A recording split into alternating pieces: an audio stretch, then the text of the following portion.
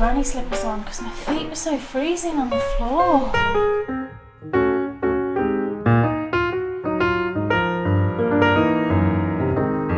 Okay. Yeah. I've had a cool idea. Yeah. 2. And so, we're in the ocean's pouch. Right. It's perfect. But look, you could use these as stitch markers. Is it a bit rickety? What, in what world could you use those as stitch markers? You just... That wasn't me. Sounds like a train. Look, it's perfect. Dan's abandoned me.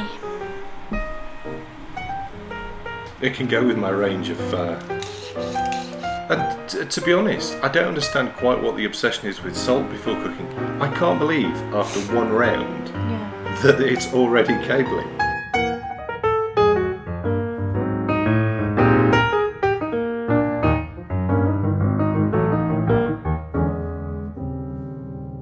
Welcome to episode 43. Wow. 43. Oh, she did it. She did the repeating thing. Wouldn't be the same We've if I started didn't. well. It's lovely and sunny outside, but it's freezing. It's very cold today, it is. I missed my run this morning because we were walking yesterday and my knee just twisted just slightly and felt a little bit odd. So I thought I'd better not go out this morning. Mm-hmm. And we got up and Kay always asks me what the weather's like outside. And of course I had no idea. But I had seen on the news that it was saying that it was seriously cold. It felt really chilly, yeah. I think it's because it's clear skies and, you know, temperature always drops, doesn't it, when you've got clear skies. Nothing has held the heat in. Choose your Muppet. Yes. Yes, that's going very well.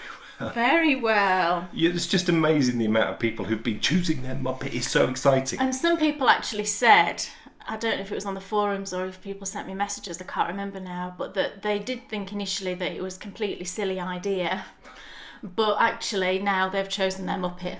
So I thought that was really cool.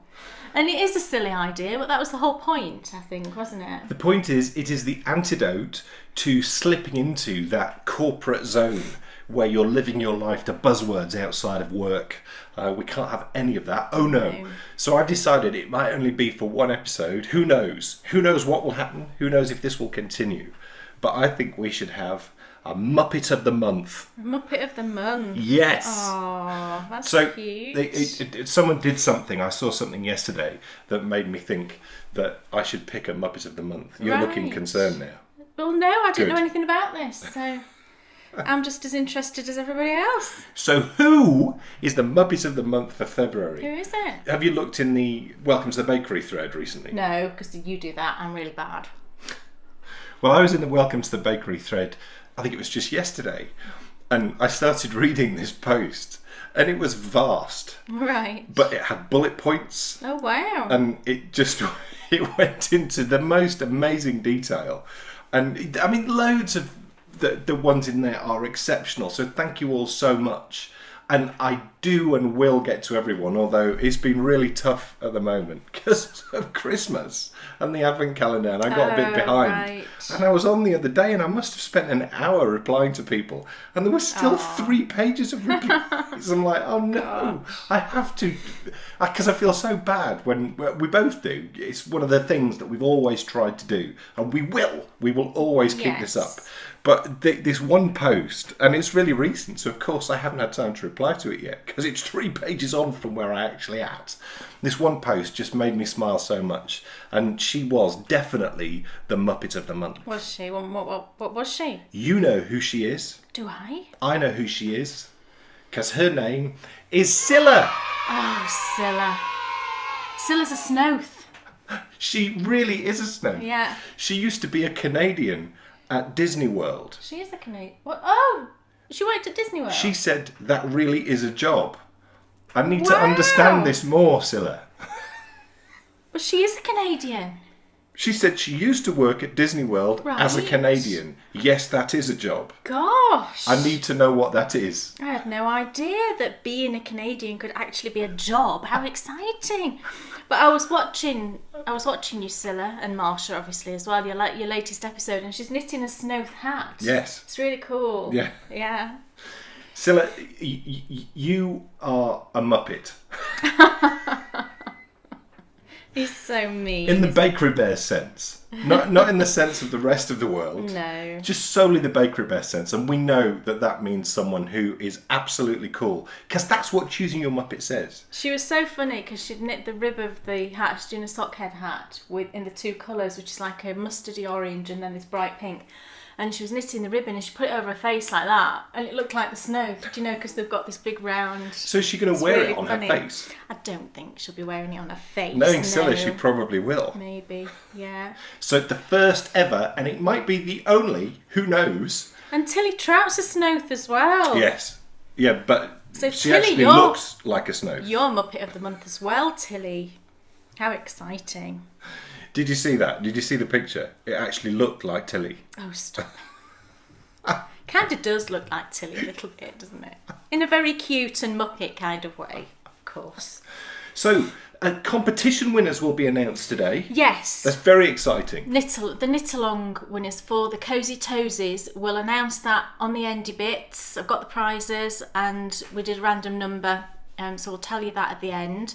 And then also the fondant fibre giveaway competition that we had going. I'll also announce that. That was very quiet and then suddenly got very busy. Yeah, and everybody who entered, Bryony had a very difficult time choosing actually. And she's like, I can't just choose one. I like them all. And can it be like the top three? I said, no, darling, you've got to just choose one. So she eventually narrowed it down to a winner for that. So we'll do that at the end as well. Cool.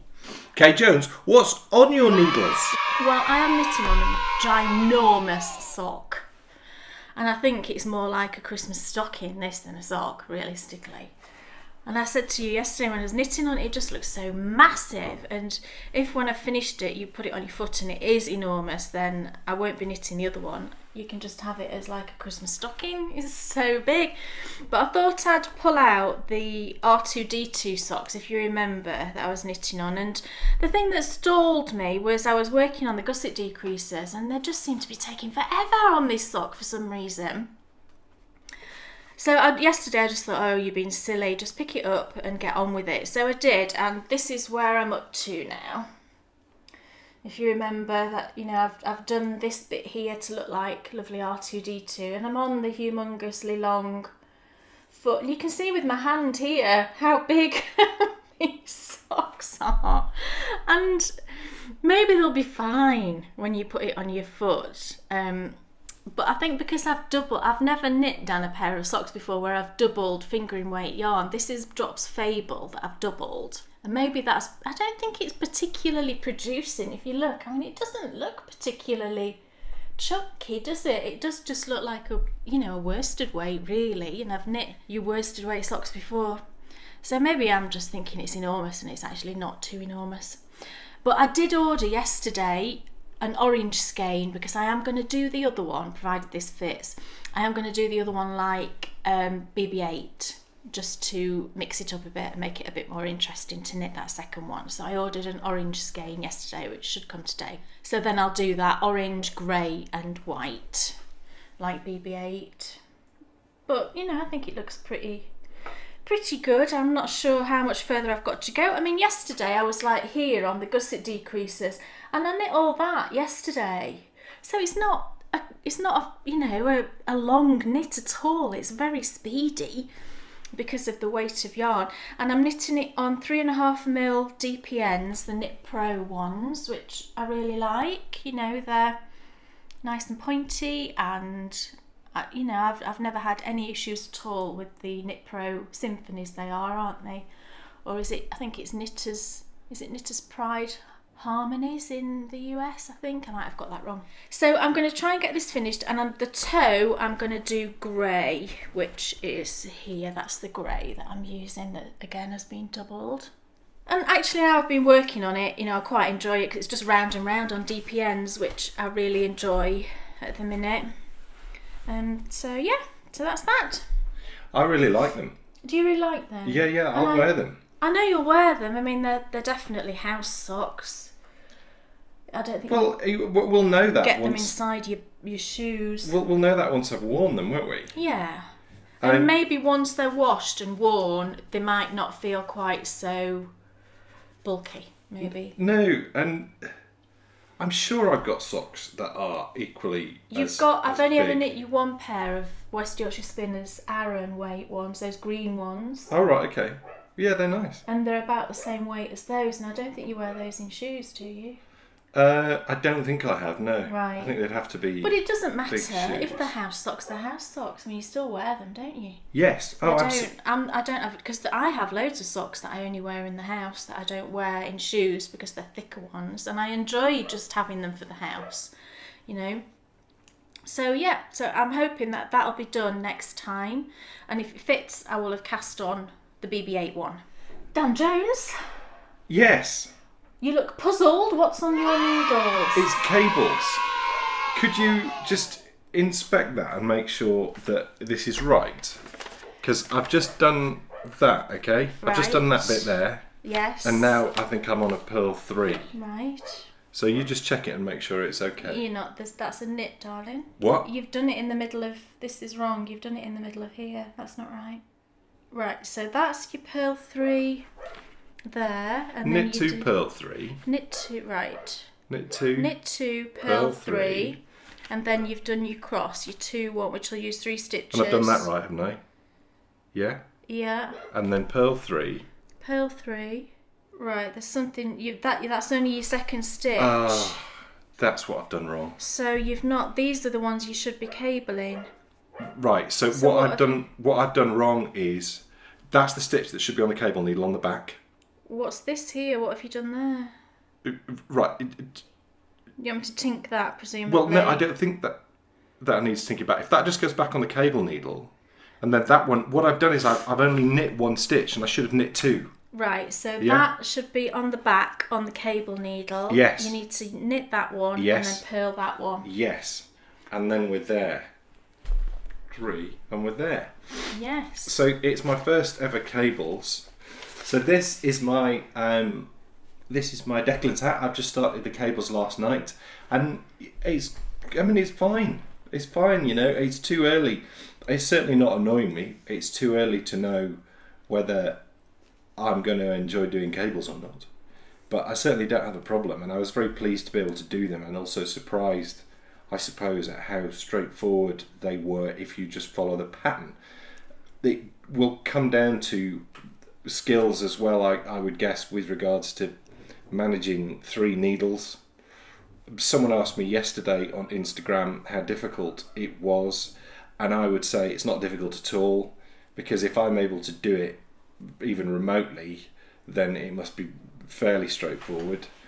And so, you know, as a first cables, as we've just done in a tutorial, it's probably pretty much perfect, I would guess. I don't think, because there is one cable where you use 2 cable needles. It's just when you're crossing them like this and you're doing that crossy bit, and you have to use 2 cable needles, so you're holding stitches on the front and the back. But, you know, there's only, I think, 2 rounds that are like that. And it's not difficult, it's just a bit fiddly, and you just need to take your time on those rounds in particular. But just the standard cables, you know, where you slip in either 1 or 2 onto your cable needle, either to the front or the back, and then knitting 1 or 2 stitches. They're not difficult at all, I don't think. So it is a good beginner cable, I think. Yeah, definitely. And you wonder when you do your first ones, I suppose, how complex cables can get. Very well, I think they can get much more complicated than that. And what's the most complex cables you've done? I've never done really complex cables. Right. Would I know a pattern that's got complex cables on it?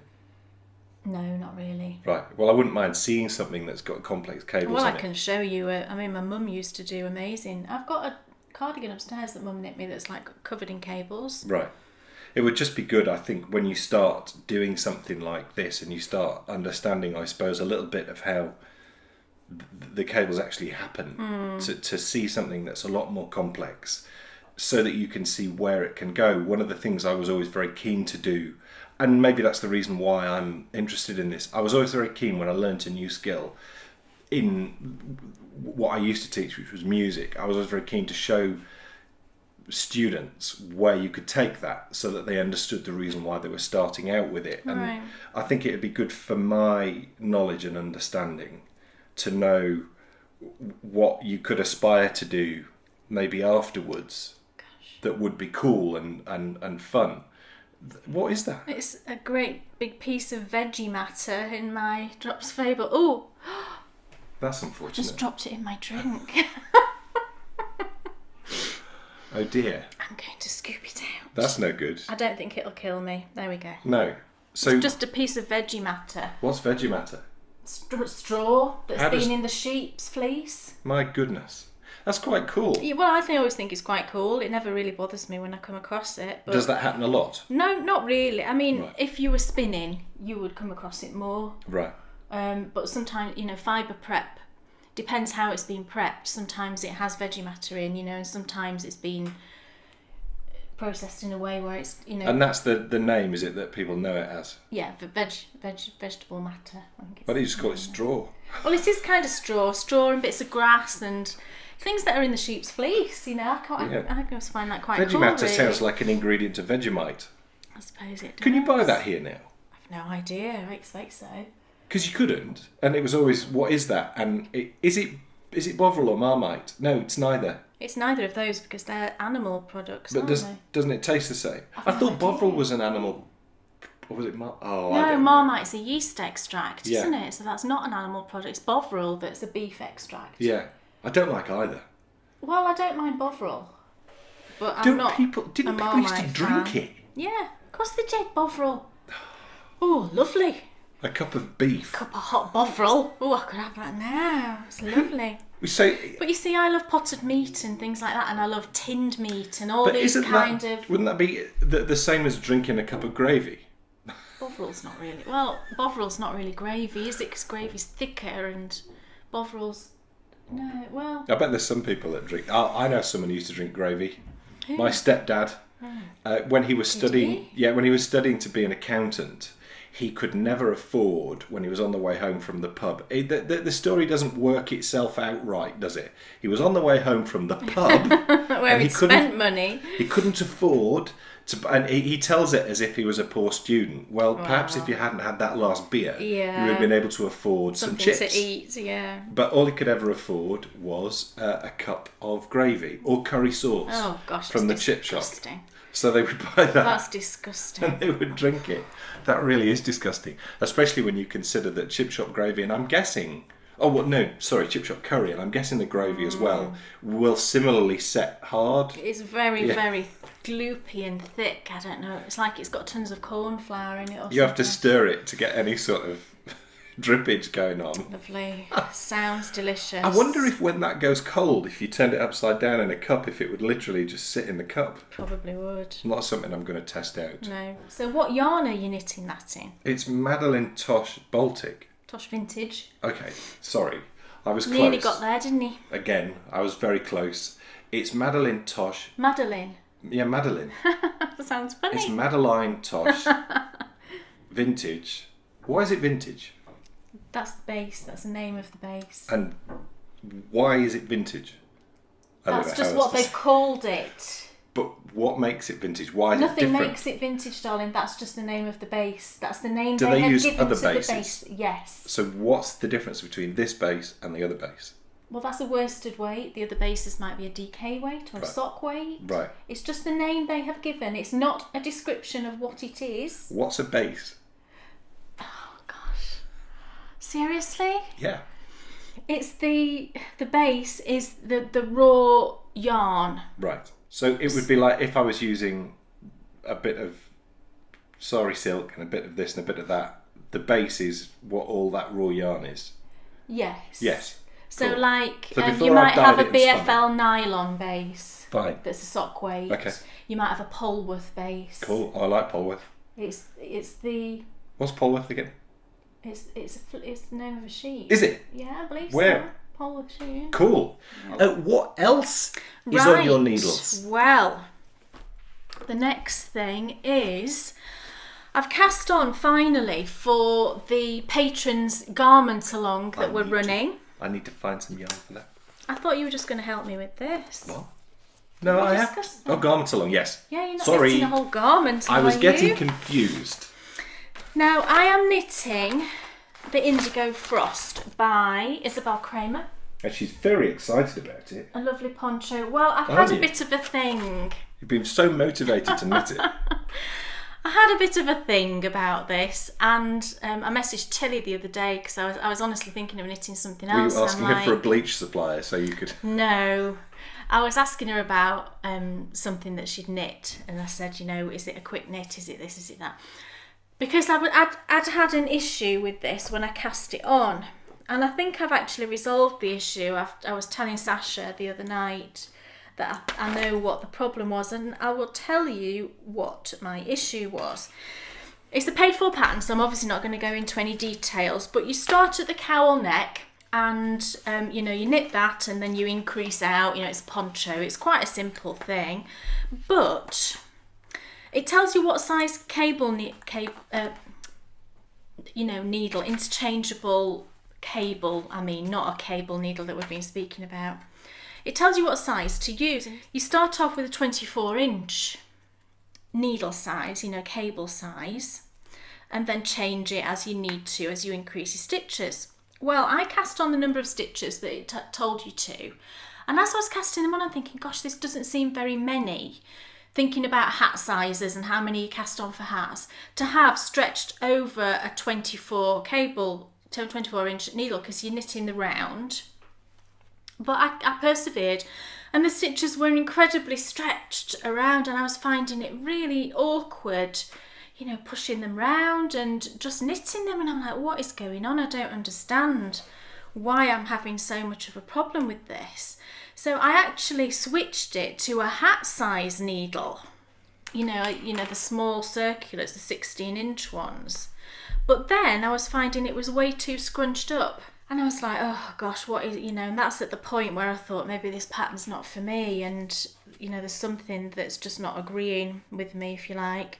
So I put it down for the night, and then the next day I thought, I'm going to have another look at that. I was using initially higher interchangeables, and I just suddenly thought, on the higher, the length of the cable is printed on the the metal bit at the end. I thought, something in my mind just made me look at that, and actually on it says 24-inch stroke 26-inch, and then it clicked in my brain, and I thought, this is my problem, because you can get either 6-inch tips, which is what I've got, or you can get 4-inch tips, and obviously when you use 4-inch tips it then is 24-inch needle. When you use 6-inch tips, it's a 26-inch needle, and those extra 2 inches were obviously what was making it so tricky for me. So when I had this eureka moment, I switched it. I got my carbons interchangeables out, and I measured the cable next to the higher, and it was indeed 2 inches shorter.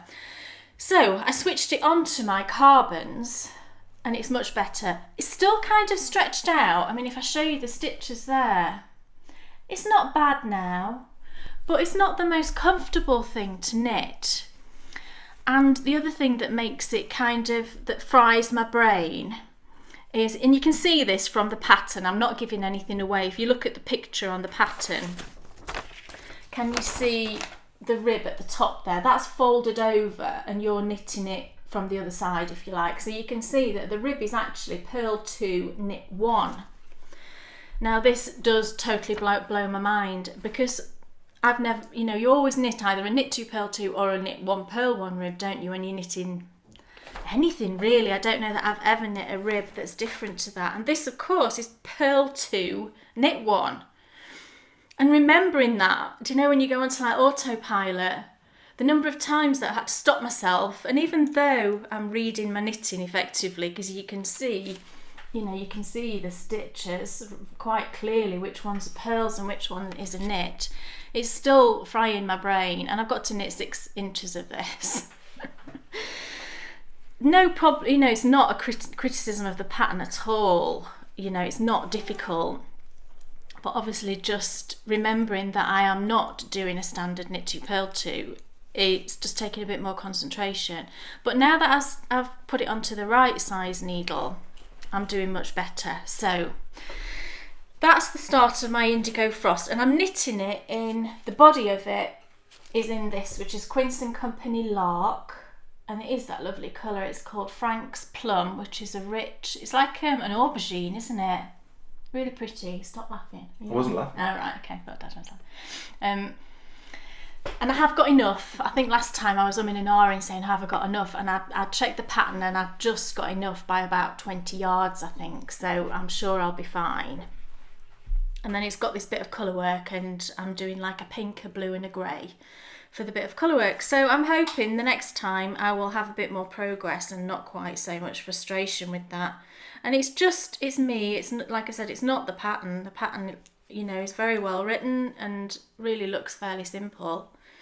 But I was worried at one point that I was going to have to rip it out and knit something else, but I am persevering now that I've sorted that issue. So, and I'm quite liking the carbons at the moment. All I can smell is vinegar. Oh yeah, Madeleine Tosh vinegar. Is it really strong? And it was really interesting the other night because it's quite strong. I was starting off on the ribbing and it wasn't really that vinegary, but then the further up you got, the more vinegary it seemed to get. It's probably because you've got more fabric Yeah. there now and you're just getting a waft of Will it. it go away once it's been washed and Yes. blocked? Yes. Good.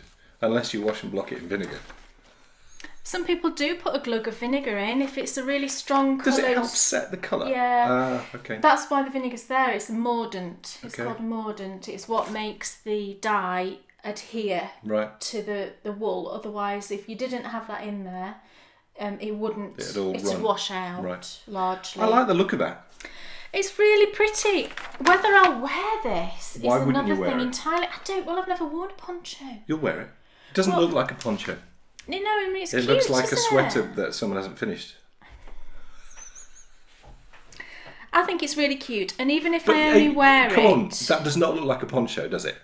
well, it does. It is a poncho. To me, that does not look like a poncho because of that collar and that top. That Yeah. looks like a sweater from It's the top very down. pretty, and even if I only wear it, like, you know, in the morning with my pajamas and things like that, then I don't mind. Has it got holes in it? It's got eyelets. What do Right. you mean by holes? Well, eyelets then.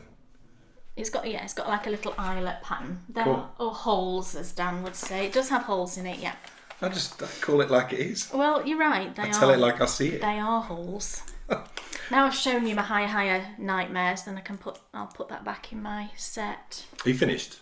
With that one, I'm finished. I think, yes. So what else is on my needles? Well, actually nothing. But I'm not going to try and pass it off. I do have other things on the needles. You'll see what I mean in a second. I'm not going to try and pass this off as a finished object. Because, of course, it's not. Because Kay has 2 feet. So what else is on my needles? Even though they were on my needles, I did cast on the second one, but then I made a mistake, so I ripped it out. Is these. Oh, yeah. I should have brought a sock blocker. I've finished one sock. With the new heel, of course, if you remember, that I couldn't quite get my head around, but then I did and everything was fine in the end. Well, we'll see what happens, because when I cast on the sock, you could just tell it was going to be a disaster, because I cast the sock on Magic Loop and I said to Kay, where do I put the stitch marker? We did have a little giggle. Well, she laughed. I did Dan's not like, laugh. why are you laughing? I don't understand why you're laughing. It's not funny, because when I cast on a hat, I need a stitch marker, and it's a loop. The needles have a loop on them, do they not? Yes, they do. So you can see why I got confused. So I cast it on, and what I did was, when I was going down the other side, the yarn was in the wrong place. Even it was weird. It had twisted. Right. So it twisted between one side and the other. Oh, yeah, we had they to. were flat on both sides. We had to rip it out, didn't we? And... Well, I ripped it out. You weren't even aware. Oh, right. You said, what are you doing? And I said, I'm ripping it out. It's not right. Okay. I was very pleased with myself, actually, knowing that it needed ripping out. Well, you learn from your mistakes, don't you? Yeah, I'd also knitted a stitch wrong on the Oh, right, okay. on the back side. I'm really glad, though, that I had done that, because if I hadn't done that, I probably would have carried on knitting, not realised I'd twisted the stitch, Right. and then problems would have ensued. I did actually think, oh, could I just knit round and correct it as I come round again? And could I have? What had you done? It was a knit to purl to rib, and it was twisted. Yeah. Knit to purl to twisted rib, and I had knit one when I should have purled one. You could have corrected it. I'm going back around. Yeah, you could have taken it out and corrected it. You could have dropped down a stitch. What would have happened if you just carried on over the top with the right stitch, considering it was only the second round?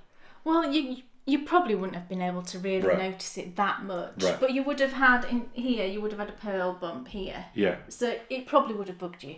It would have bugged me. I wouldn't have liked it. But she wouldn't have worn the socks as well. Well, I would. You know, it's not the end of the world, is it? This but fit when though you've nicely, only didn't done it? one round, it's not. You might as well just rip it out. It fit nicely, didn't it? Yeah. Yeah. And for all you people out there was loads of people saying, "Oh, you know, do toe up, then you don't have to Kitchener and graft and all that." Gosh. Kitchenering, I really enjoy. It's great fun. I'm right there. I don't mind Kitchenering. With DJ Knits a lot more. Oh yeah, he does them all, doesn't he? We love Kitchenering. It's fun. Don't mind it. I know that there's other people out there as well who think that it is like witchcraft. The fact that it... Yeah, and I think it's like anything. It is... I mean, I've got it in my brain now and I don't need to look at anything. I know what to do, but you It's don't. not in my brain. No. I have to look at the tutorial every And time. I was We telling spoke you- about this. She said, well, you do this, you do that, you do this. And I'm like, what? I was telling you what the well, rhythm, it's simple. what the rhythm There's was, a rhythm to it. and you were like, No, "What?" there isn't. There is a rhythm to it. Because on the front you do something different to on the back. And it's a bit like what you were saying with that other thing where the rib is different. Yeah. When you're used to doing something, I think when you're still, you know, in the early stage, well, although I suppose I'm not anymore, but when you're not brilliant, the rhythm has to be a simple rhythm, otherwise I have to keep looking. Which is fine though, because I just use the tutorial. And I just look at the tutorial and then everything is fine. Yeah. But the funny thing is, right, I watched the tutorial and you would think that after watching the first couple of minutes, everything would be fine. I have to rewind it because I get halfway down, the tutorial finishes because it shows the start and the end. So I rewind it and then watch it again and then I can always get to the end, so it's fine. But I do really enjoy doing Kitchener. Right. It's kind of magical, isn't it? Because it looks just like your knitting continues around, you know, and you've actually sewn those two sides together. It's very clever. Two things I really enjoy. I really enjoy Kitchenering and I really enjoy weaving in ends. Well. I wouldn't do on one of your blankets. Well, so we'll can I finish just tell you, I haven't right got there. my blanket to show you this time because I haven't finished a row yet, but I am now weaving in ends after every square. Okay. So after every square I've knit, I turn it over, there's two ends, I knot my ends together and then I weave in those two ends. Done and dusted. Right. That is the way forward, everybody, with your blankets, I'm telling you. So anyway, that's my opal sock. It is Yay. very enjoyable to knit. I had a disaster with the heel, as I've said. I'm not going to this time because I've done it once now and, you know, new heel, I'm going to master it. And I'm so excited because I said at the start of this year and I said in the last Baker Bear News that it was going to be about pushing the boundaries me this year, learning new things. I've done a new heel, Yeah. I'm doing cables, I'm knitting a mitten, I've got yarn on waist yarn. You have. Which I'll show you in a minute. It's amazing. There's lots of new things going on, and the reason why I'm so enthused about that is I think you have to keep with any craft. You'll get bored eventually, won't you? You've just got to keep edging, I think edging you the would. boundaries a bit, because then it makes the stuff that previously you found hard seem easier. Yeah. I used to, you know, talk about this a lot in general teaching. You know, push the boundaries because then the stuff that previously was you're pushing the boundaries becomes the norm, and it just makes you better at what you do. So I feel better at knitting in general. And I love the fact that, you know, like I made a mistake on here a minute ago, another one, Oh, right. and I tinked back and fixed it. Right. And, you know, to be able to do that instinctively and not have to go, how do I tink back that stitch again? That's not to say I won't forget and Well, need to ask you. But that's fine, you know. I'm What always here to help. else is on your needles? Well, I've shown you one new project already, and I've got two other new projects. Wow. I'm pretty pleased with that. I do like having new things to show you. You know, it's exciting. Are you sniffing your yarn? It smells again? like a chippy. Yeah, and What we should do it is- kind of puzzles me, right, that Madeline Tosh still use vinegar. Maybe it's a traditional It thing will be, now. won't it? And that's cool. Because you can use citric acid, and I use citric acid, and that doesn't have a smell at all. And I think much more pleasant to use, you know, because it's in granular form rather than vinegar, which is obviously a liquid. But it must be that, you know, they've always used vinegar and it's part of their makeup now, isn't it? It's part of their thing. My next little project is a sock. I've cast on a new sock. This is for our Choose Your Muppet knit along. Oh, yeah! That's what I need to select my yarn. That's what you need to cast on. And this yarn is... well, you talk. This yarn was gifted to us. Yes. I knew nothing about this and it just arrived. I was like, what's this? And it is from Berry Colourful Yarning. She has an Etsy shop and also a Ravelry group. There's a lovely little card. And I got a skein and Dan got a skein. And my skein is actually called Sock Monkey. It's her saturated sock self-striping. It's a 75-25 superwash merino and nylon. Okay, but when I saw the colours I thought, oh, that's really like... It was like fate. Fate had struck. My Muppet, who is the Swedish chef. And I was like, oh my gosh. So there it is in the cake. If you can see, look. I mean, admittedly, his tie, I think, is pink rather than red. But this does have some pinky tones in it. And it's got that kind of tan colour for his face. It's got the blue and white, because he has a blue and white striped top on, doesn't he? And then obviously the pinky red for his bow tie. And I thought, oh my gosh, I can't believe it, that looks just like him. So I cast on the sock and I'm magic looping for this one for a change. And that's where I'm so far. Isn't it lovely? And I love how in the different colours it's tonal. Can you see how beautifully tonal it is in all the different colours? And I just think it's lovely. It's really nice yarn to knit with. It couldn't be more perfect, that yarn. It really couldn't. No, and it's really soft and very... You'll never forget what it was for. Nice and stretchy. And I did a shorter cuff on shorter cuff on this one. I think it's 12 or 13 rounds because I wanted it to coincide with the colour change here, and I didn't want to knit through another colour change because I thought that might be a bit too long. So I just thought, I'll just do a shorter cuff and that'll be fine and a bit, fun to do something a bit different. So I'm at the point now where, because again I'm just about to do a colour change back to the sort of fawny sort of colour.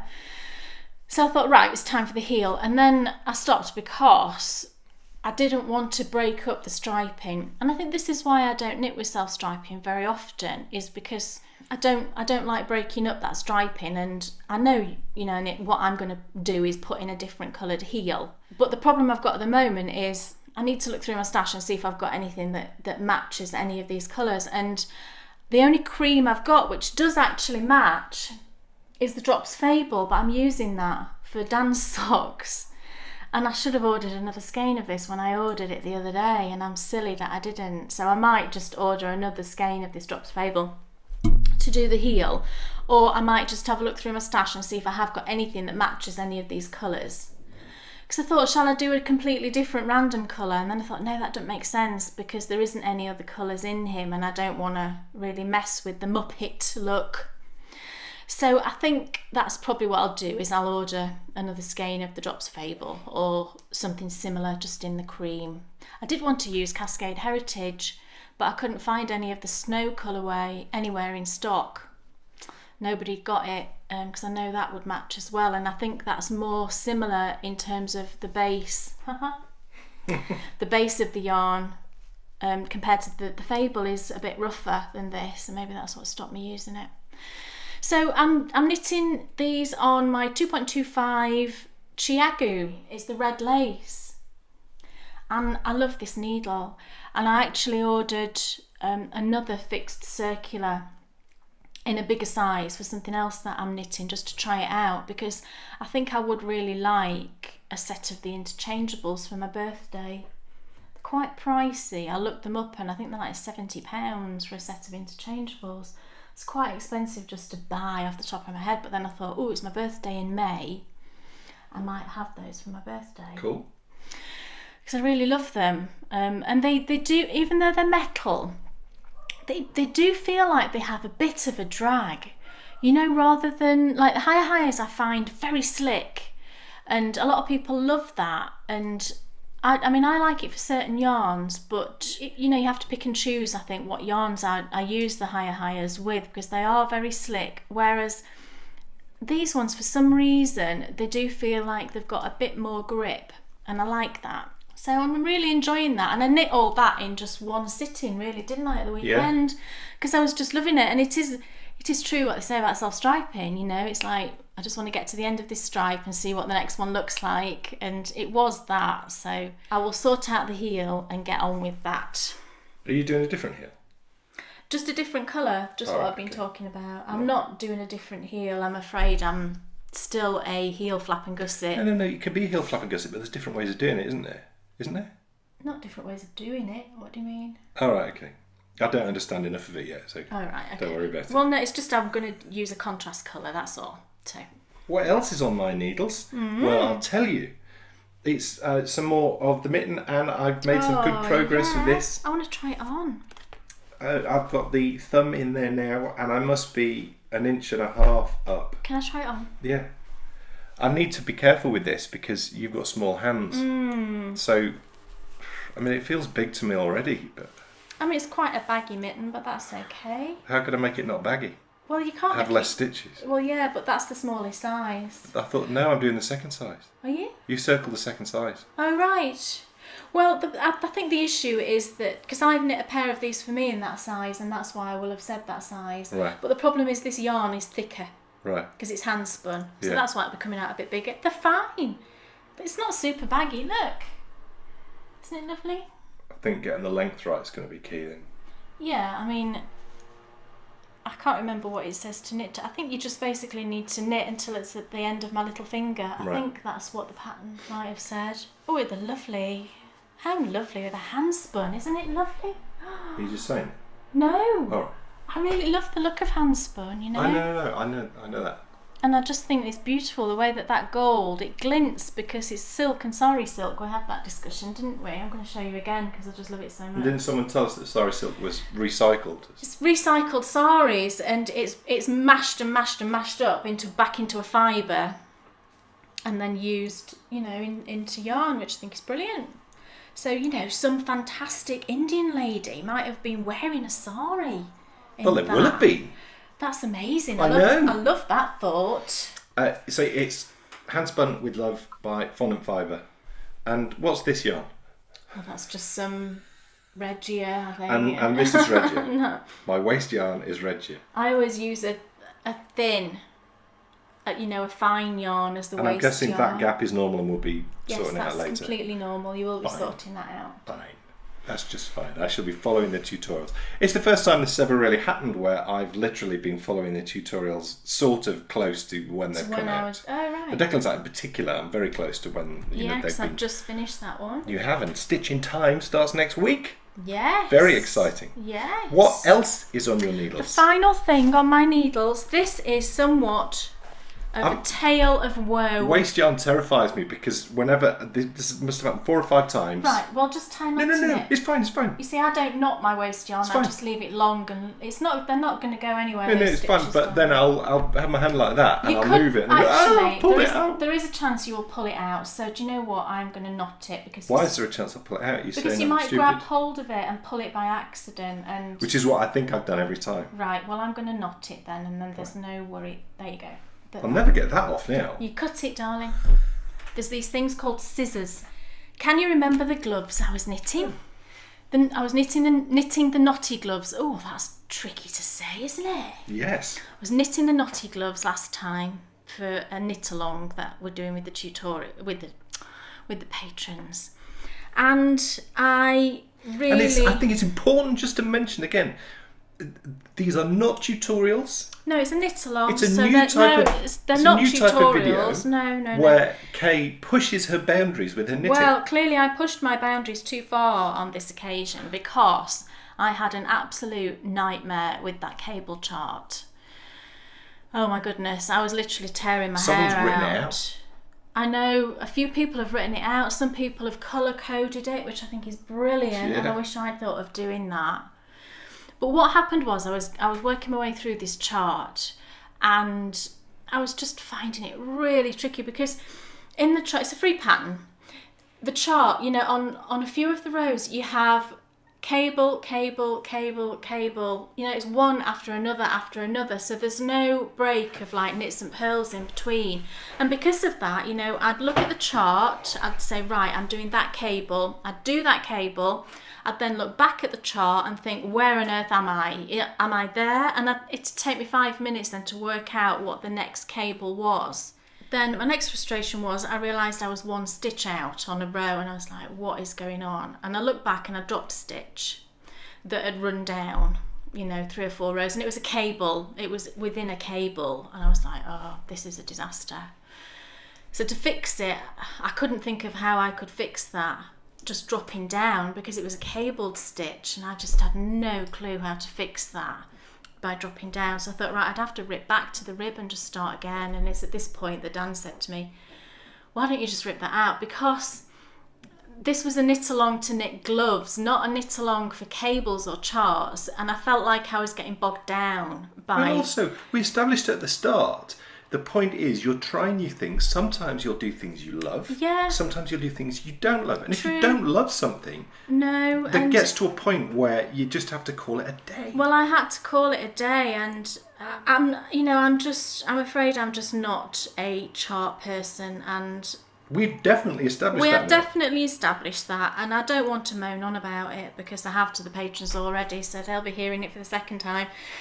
But like I said, I've tried it, they are not for me, and I have admitted defeat, and I've changed what I'm knitting, and I'm now knitting a different pair of gloves that I am loving, and the pattern is simple and no charts, no cables. I am a happy knitter. So I'm knitting, again, this is a free pattern on Ravelry. It's the Basic Plain Gloves by Harry Wells.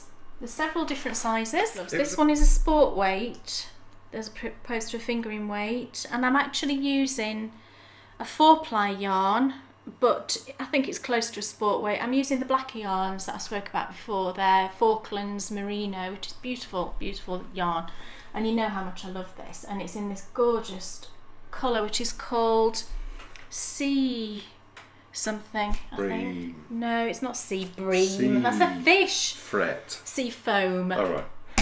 It's this yarn, and it's just beautiful. I love this yarn, and it is the sea foam colourway, which it is classed as a 4-ply, but it's definitely not fingering weight 4-ply. You know, it is a much beefier 4-ply, so I thought I'd get away with it for this, and it's working fine. And look where I'm up to.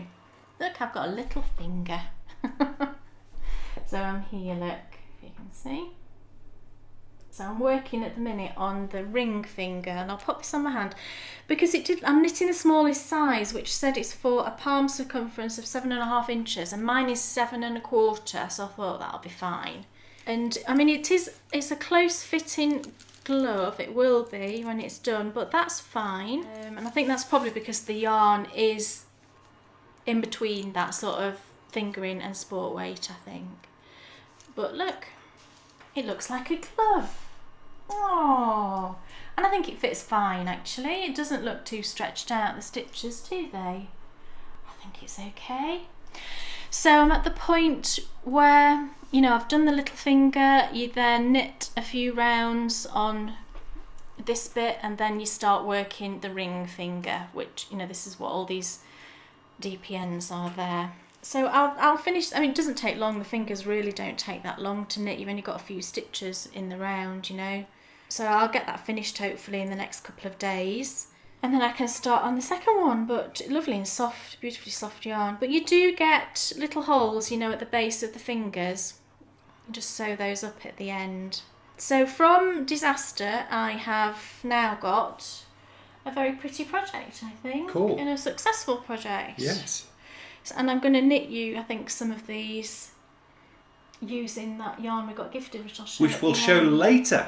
Yes. Yes. That's my yarn, which I'm letting you knit some gloves for me with. Yes, that is a fingering weight though, and this calls for a sport weight, so we'll see anyway. Oh. I am going to knit your gloves, Okay. but I might just use the pattern I used before for your gloves that you've got now. Yeah. Fine by me. Yeah. It's time for favourite places to knit. And it's our first episode all focused on the Yorkshire Dales.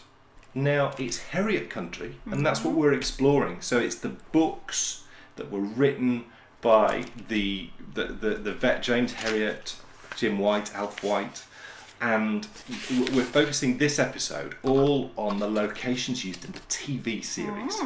But if you've never seen the TV series, and if you have no interest in James Harriet at all, don't worry, because what we're exploring is the Yorkshire Dales. We're going to take you all the way down one dale. And so just by that sentence, you'll get a grasp of the vastness of this shoot. It was enormous. It took us 2 days to do it, and it covers about 30 miles. And previously, if you think, we focused on areas all in one place of a maximum walking distance of no more than 45 minutes. So this is vast, this. And so it's the first time we've ever tried to do that type of thing. So it'd be interesting, to know what you guys think, because at the moment we can't decide. We can't quite decide at all how much we'd like to do another shoot like this. We shall see. But you said you enjoyed it.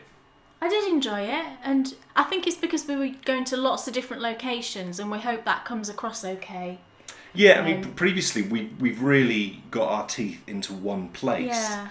And this then makes it very different, because it is going right the way down the dale, so you're going to get to see lots and lots of different places, which is really cool. Beautiful places we went to, really gorgeous, vast expanse of horizon. So let us go and explore the Yorkshire Dales. Let's go and explore Harriet country, and let's see what you think.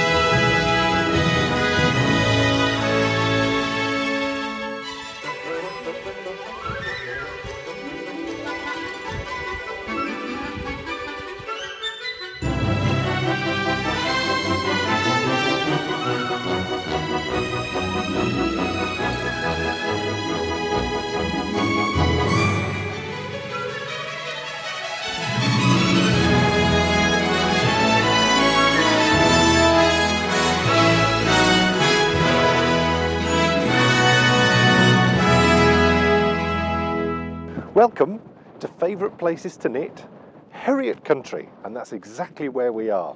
We'll talk a bit about this in just a second, but yeah, we're here and we're going to be exploring the locations used by the TV series that we all sat down and enjoyed way back in the 80s. So this first episode is all about that. We're going to cover the real man, Alf White, who wrote all the stories that the series was based on, in a later episode. So today is very much, this episode is all about the locations that we all enjoyed when we sat down and watched it. I don't know when it was on in America and other parts of the world, but for us it was on a Sunday night.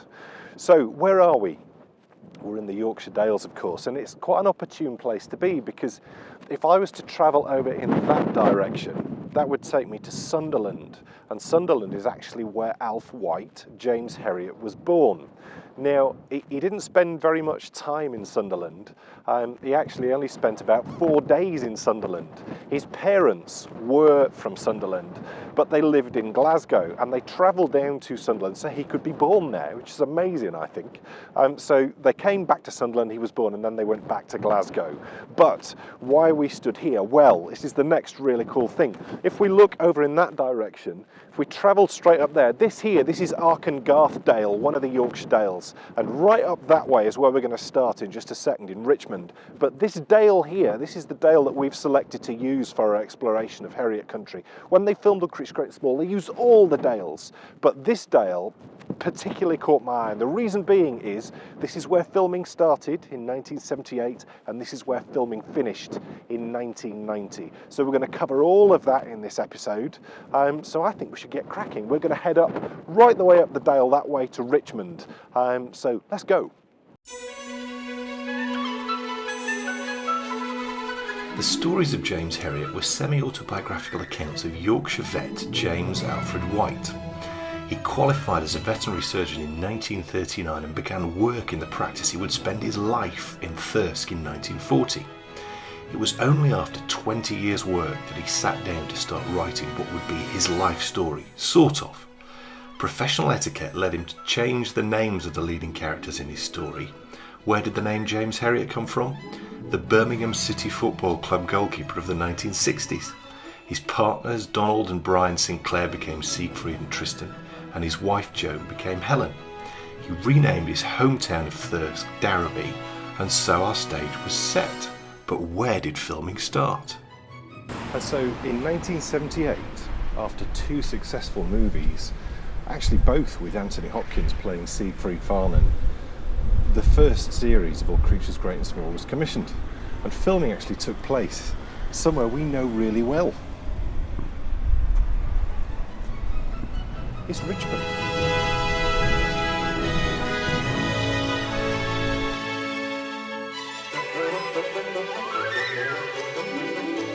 Well, If Only They Could Talk was published in the United Kingdom in 1970, quickly followed by It Shouldn't Happen to a Vet, but sales were slow. It was Thomas McCormack of St Martin's Press in New York City in 1972 who really launched All Creatures Great and Small. He abridged the books and put them into one, calling it All Creatures Great and Small, and it was a huge success. After 2 successful films in the mid-1970s, the first starring Simon Ward as James, the second he was replaced by John Alderton, the BBC were ready to commission a series. They chose, of course, the county the books were set for filming, but Thirsk had developed too much to be depicted as Darrowby, so they set about digging a little deeper into the dales to find more untouched parts, more areas that looked like how they should. Askrigg was chosen as Darrowby for the majority of the filming. East and West Witten, Muker and Middleham all made regular appearances. But for episode 1, Richmond appears as one of the key locations. It was here that was selected for one of the most famous first meetings in that very first episode. The episode was Horse Sense. James Harriet was on his way to his first ever job at Skeldale House, and he met a young lady and asked her for directions. Excuse me, do you know the way to Skeldale House? It's just down there. Thanks very much.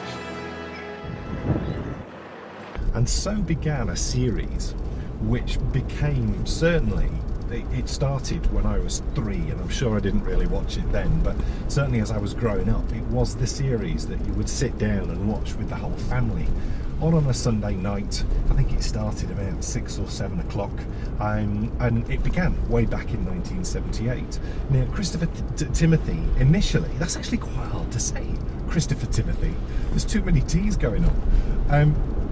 Christopher Timothy initially was not offered the role of James, he was offered the role of Tristan, but he turned it down, and in an interview, I think in the 90s, he said that he just thought he had a family to feed, he had a wife, and he wanted the higher salary of the lead role. So after he was offered the role of Tristan, he phoned up and he said, no, it's James Harriet or nothing. So the producers all got together. Bill Sellers was the main producer. They all got together and they actually decided to give him the role, and the rest, as they say, is history. Now, we're on our way now to one of the locations used in that first series, and it was all around the growing romance between Joan and Alf. Now, that was the name of the real characters, but what Alf White did in the course of writing the books, he changed the names, and he changed the names of the locations, and he did that just through professional ethics. He felt that if he'd written a book all about himself being a vet, that it could well have annoyed other vets, because it would have essentially been advertising their practice. But also, as well, for some reason at the time, being a vet wasn't considered a particularly good job. Who knows why? But we're on our way anyway to war, so yeah, we'll see when we get there. So we're looking east there, directly up towards Richmond, the direction in which we've come from. and we're looking now right the way down the dale towards War, and you do get a feeling of what went on in the dale. Obviously an awful lot of sheep farming went on, but it was iron and iron production that was historically the main activity that went on within these hills.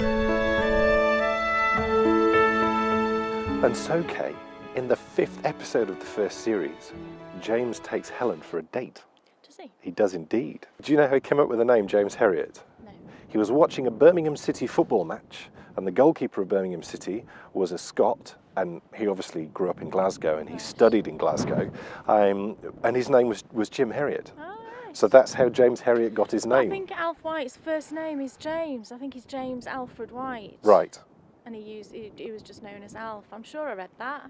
He took her on a first date, and it was Tristan Farnan, who suggested that they go on this first date to the posh Reniston Hotel, and they travelled down this dale. It's very beautiful. It is, and you think you know what those sheep are? I think those sheep are Swaledales. Right. I believe they are. Right. I could be completely wrong, but I think they're Swaledales. Somebody tell me if they are.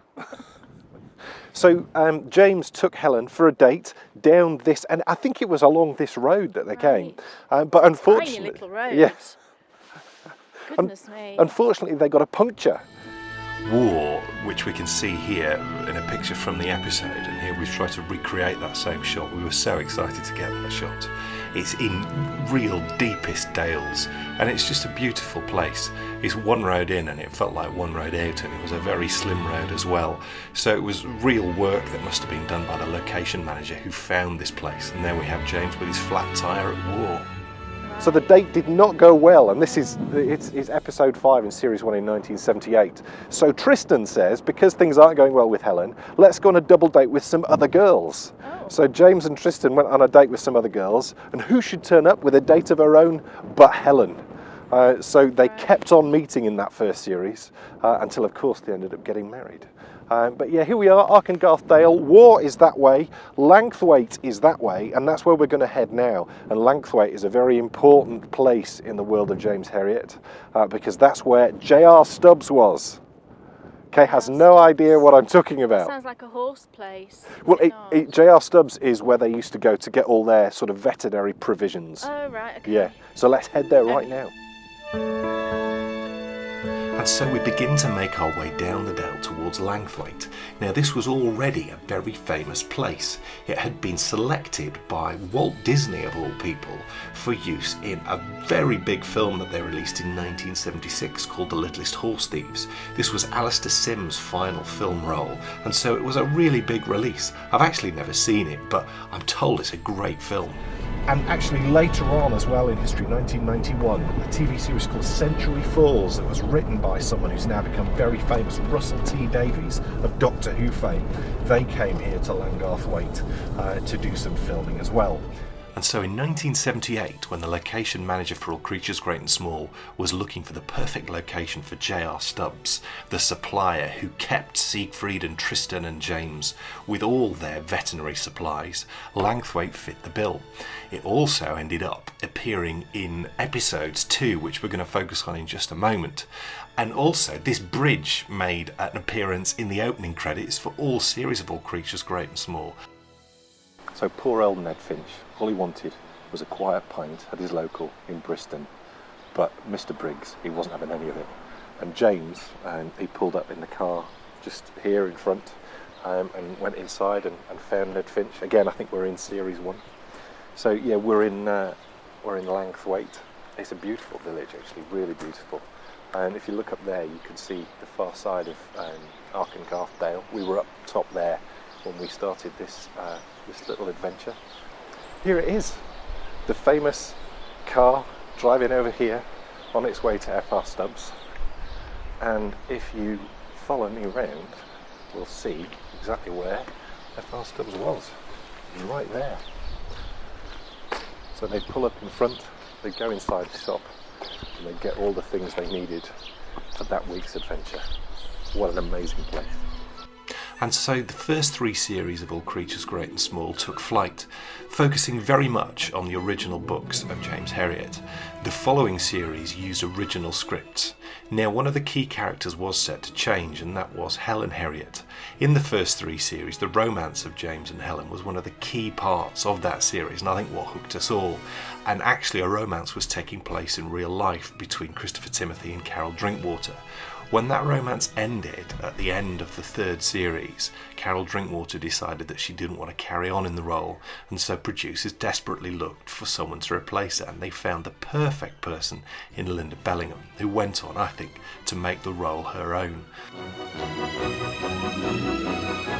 We're in Reeth. It's absolutely gorgeous. It's literally surrounded by, we're sort of halfway down the Dale of Arkengarth Dale. And I think it's one of the biggest towns along the Dale, other than Richmond, of course, but Richmond lies right at the far end. That's where we started our journey today. But Reeth here was used in the 5th episode of series, second episode in series 3. It was used actually for 2 different locations, and we've managed to find them, which is pretty unbelievable, because it's like, I think it was 1979 it's shot here, so the buildings have slightly changed colour a little bit and there's some hedges grown up. But let's go and explore those locations. So it was right here that Siegfried ran into Ronald Beresford, who was having trouble with his dog. He was misbehaving when he was in his car. Now, Ronald Beresford, as I remember, was the bank manager in that particular episode. And also as well, in that episode, it was Tristan's birthday, and he was hankering after a particular present.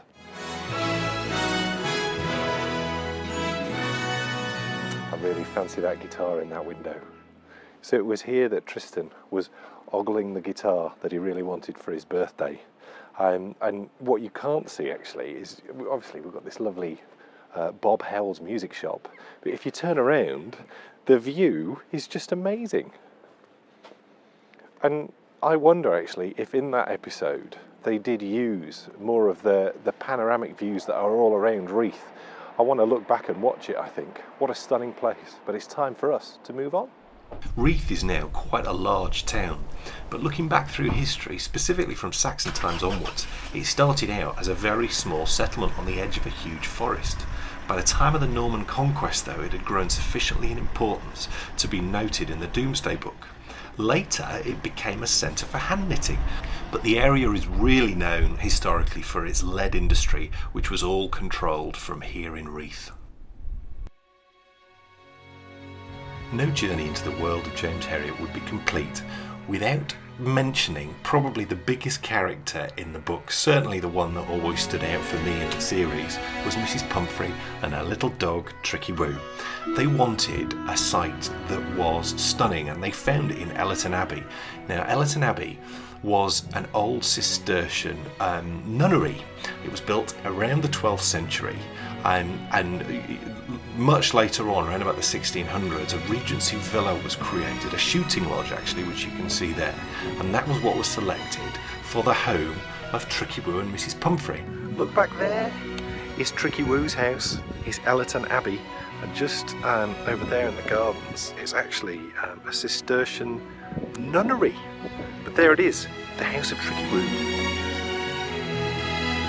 In 1985, production returned to Richmond, and this thing here, this is the old barracks of the Green Howards, I think, and well, it's definitely an old barracks. I can't remember if it's the Green Howards or if they moved in here. No, I can't remember if they've just moved their museum in here, but this was used as the studio where they built the internals of Skeldale House and all the internal shots. What they didn't want to do when they filmed in 1985, and actually onwards from then, is use a lot of the locations they had done historically. They were doing all their filming very much in the Dale that we're exploring today, and so it made sense to bring the studio right here. And not only that, they had the studio right here, but then over the road they had the drovers. Now, this was the second site to be used as the drovers. The first and the longest running is actually an ask rig. An ask rig was pretty much Darrowby, but from 1985 onwards, the majority of the filming wasn't done in the deepest dales. It was done very much around this area, so they used right here. And so, right on cue, the church bells start to ring. 1990, the last ever episode of All Creatures Great and Small was shown, and it was actually focused here, and unbelievably the two brothers were fighting over who was going to get to ring the Christmas bells. It's called Brotherly Love, the episode, and it was the last ever episode, 24th of December 1990. The show started in 1978, 90 episodes in total, including all the Christmas specials.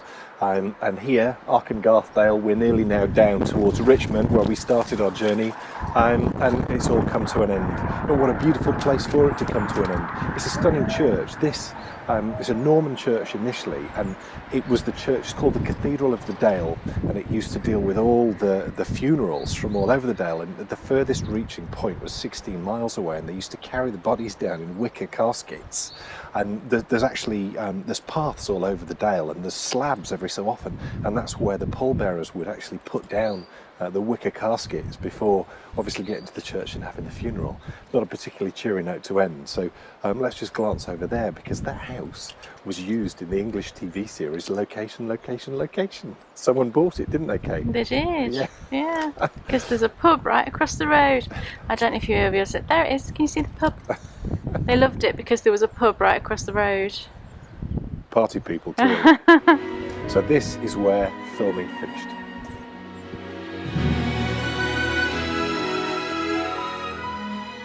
And so after 12 years, 90 episodes, we've reached the end of our journey. And I really like to take a moment just to have a think about the real man that James Harriet was, that Alf White was. And he was very close to production, certainly in the first 3 series, and it followed very much his books in those 3 series, as we've already said. So he must have had an awful lot to do with the locations and the selections, and even how the actors were approaching their roles. And he actually wrote to Christopher Timothy, I think it was after the first series, and he said, "You are the James Harriet that I wrote about." So he was perfectly happy with the production. But who was the real man? Who was Alf White?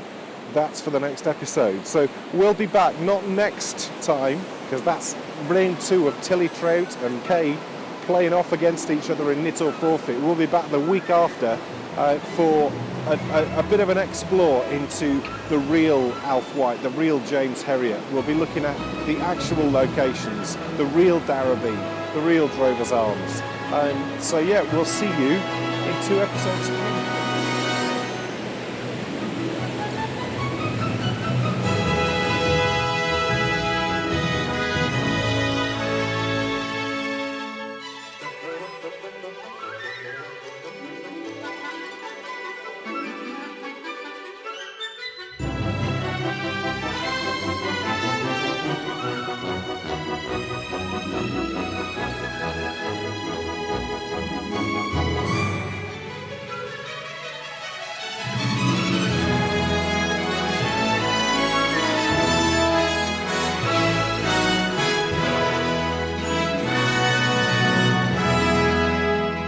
Well, that was fun. What did you think? I enjoyed it, actually. I did enjoy it a lot. The beauty of a lot of these locations is through the rest of this year, we will be taking you to more locations, but that we want to focus on in more detail. Places like Bolton Castle, for example. Also... Bolton Castle's lovely. Yeah. Also Midlam. We'll be going to Midlam and taking you to Midlam Castle, which we've never taken you to before, and that's a really famous place. It was Richard III's home, is that right? Well, it was Richard III? It wasn't his home. It was where they used to send kings to learn how to become kings. Oh, right, okay. But he spent some time there, didn't he? The guy who owned the castle was basically the guy who was like the father figure for Kings of England for quite a few years. So that's a really amazing place, and we'll be going there too, and that was used in filming. So we'll be picking up on bits of the story right the way through our favourite places to knit, certainly through some in the summer, which would be just great. Really exciting to find those locations actually and spot them, wasn't it? You know, because we would arrive somewhere, we'd have a shot of it, how it was in 1978 or in, you know, whenever it was used in the 80s, and we wanted to find and then try and copy those shots, which we managed to in some of those places. Which that was fun, and Reeth was lovely. We had our lunch there, didn't we? Just sat in the car in the you know, the town. Was it a town or a village? Would you say village, town? It's a town. The little square there, and it was just lovely. The views were beautiful. Yeah. Really, really lovely place. So we've explored the Yorkshire Dales, and next time we're going to be exploring Thirsk, which is going to be interesting. We'll be going to the James Harriet Museum. Yeah, which is where Alf White's practice was. Skeldale House. Yeah. So we'll be going to the James Harriet Museum. We'll be going to the real Drover's Arms, which is called the Golden Fleece.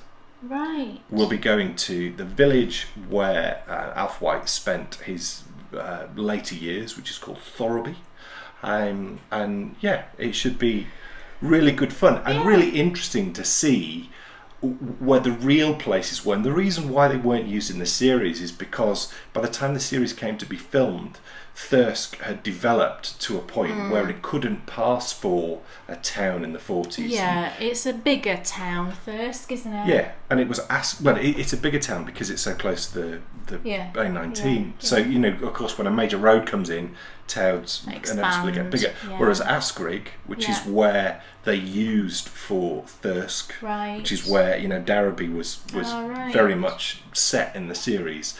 To this day, it could be 1940 there. Yeah. Because it is that little bit further out. Yeah. Yeah. It's time for what's in your sweetie jar. That's yummy. And I've been staring at... So we've not done chocolates before. No. And it's a bit naughty of us doing chocolates because it's not like you can go out and get these. But we're not just doing chocolates. We're also... I've got these. They're like... What are these called? Catherine wheels or something? They're called... They are licorice Catherine wheels. Licorice Catherine wheels. And this one's... These must be everywhere. This one's like strawberry and this one's licorice flavour. Cherry, that's cherry. Oh, it's cherry. Yeah. All right. Can you get these everywhere? You must be able to, surely. And you unpeel them. They're kind of fun because you unpeel them. The Barrett's ones are better for unpeeling, I think, because they're a bit softer. Oh, it's nice. Yeah. So I have chocolates from Mocha Chocolate Shop. Do you remember when we went on the advent calendar? In Richmond, which is where we were filming. Yes, so we actually called in while we were filming and we got some chocolates. And this is a summer fruits one. What's yours like though? It's different to Barrett's licorice. It's like a proper licorice. Right. Like, you know, traditional licorice. Really nice. But I love licorice, you know, I think people either love it or hate it, don't they? It's a harder licorice, really nice. And somebody commented about us showing sweets and they were concerned about people's teeth, I think, because we were eating sweets. You know, obviously we don't recommend that you eat sweets every single day, and I hope everybody realises that.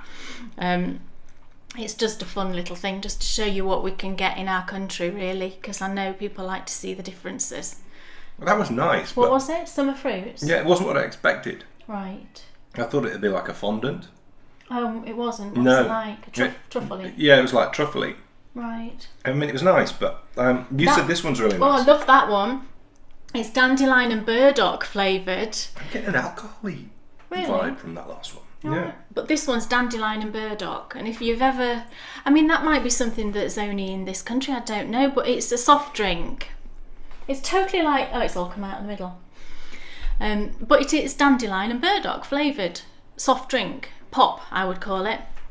Fizzy pop. And I love it. I love dandelion and burdock pop, but some people, again, absolutely hate it. I think Bryony once tried it and thought it was the most revolting thing she'd ever tasted. It's very floral, isn't it? Is it? Oh, right. I don't see it as dandelion and burdock. I don't get a floral taste. I think it's more sort of herb, not even herby. I don't know. Tastes like flowers to me. All right. Well, I love it, but that chocolate just tastes like dandelion and burdock pop, doesn't it? It reminds me just slightly of Dr. Pepper. Oh, really? Yeah. I'm not keen on Dr. Pepper. Me neither. Right. If we'd grown up with it though, we maybe would have been. Maybe so. But I yeah. didn't have a Dr. Pepper till I was It's peppery, isn't it? ish. I'm not a Dr. Pepper. These fan chocolates either. are really immense. They're very good, aren't they? They're not cheap though. They're not, but you know, Goodness you get gracious. the handmade chocolates. This is a you know? salted caramel one, isn't it? Oh, you like Is that? Yeah, that's salted caramel. Oh yeah. Mmm. You love salted caramel, don't you? Mmm. Do you? Have you tried salted caramel? That blondie core. The ice cream I get. It's got salted caramel through the middle. It's totally amazing. I could just eat it forever. Have you tried the cherry one? No, not yet. They're a bit chewy. I don't like, eating. So you'll just let me chew and talk. Well, thanks a lot. That's just great, isn't it? So that's Mocha Chocolate Shop. If you are remotely close, To Richmond in North Yorkshire. or if you're ever Yeah. passing through, go in and get some chocolates from there. And it's really good coffee as well in there. And they do sweets as well. And yeah, it's sweets, chocolates and coffee. They have a range of American sweets in there as They well. do. Actually. They do like Reese's. And there was some other ones as well. I can't remember. There's a big range. Yeah. And Catherine Wheels, I don't know who makes those ones, but you get them everywhere. Yeah. But they're always in the jars. But they're very distinctive in the way that they look. And the cherry ones actually I really like. And the cherry ones remind me of when Bassett's did the do you remember when they did the red licorice? Oh yeah, yeah. The licorice all sorts. And I really like those a lot. They're really nice. And you used to get those from Woolworths. Woolworths. Woolworths was brilliant for going in and getting Was. great sweets from. I used to shop in Woolworths all the time, so I definitely was a supporter of Woolworths. So let's find out what's off Kay's needles, because there's nothing off mine unless I try and pass that sock off again. But of course I'm not going to do that. So what is off your needles? Luckily, Sorry, I didn't do it properly. Kay Jones, what's off your needles? Thank you. Luckily, I do have a couple of things off my needles. One thing, this first thing has been an on and off since the last podcast, because it was a very quick little thing. And if you follow me on Instagram, you will have seen this already, but prepare yourself for some cuteness, because it is very cute. Ta-da! Hello. I've pushed the ears back. Doesn't it look cute? Look, it's like Dumbo. This is Bugle the Baby Elephant by lovely Susan Claudino, known as Sherlock on Instagram and Ravelry. And this pattern came out on the 1st of February. It was a pattern that she designed for the Dancing Dog Dye Works Monster Mania Club, which I wasn't in, unfortunately. So I had to wait until the pattern was released, which was 1st of February. So I bought it, cast on the 1st of February, cast off on the 2nd of February. Very quick little knit, very cute. Bryony absolutely loves it, and I love particularly the back view. Look at the little tail, isn't it cute? And as always with Susan's patterns, it's a very clever construction and just makes the cutest little elephant. And I've knit it in No Makers, Little Bunny Foo-Foo, the worsted weight Little Bunny Foo-Foo, and this yarn was gifted to me by the lovely Amber, and I just love it. And I only used, I've not weighed my skein, but it doesn't use very much. You could get at least 2, if not 3, out of a skein of worsted weight. So cute, and I love how the yarn's knit up. Look, oh my gosh. Oh, hello. And Bryony loves her, of course. She's kind of been ragged around for the last week, but she's looking pretty good, I think, for it. So that's Bugle the Baby Elephant. Lovely, lovely pattern. If you've not knit one, then I would highly recommend it. Is it for beginner knitters? Could I knit one? Well, you could knit one if you put your mind to it. It's got some techniques in it that you won't have done before, but none of it is difficult. You didn't have any difficulties or anything? I didn't have any difficulties, but I have knit some of her patterns before. I did actually have to ask Susan a question about it. It was probably me being dumb, but I just wanted to make sure I was doing Dumbo, me being a Dumbo, yeah. I just wanted to make sure I was doing something right, and I was doing it right. So even if I'd not asked her, it would have still been fine.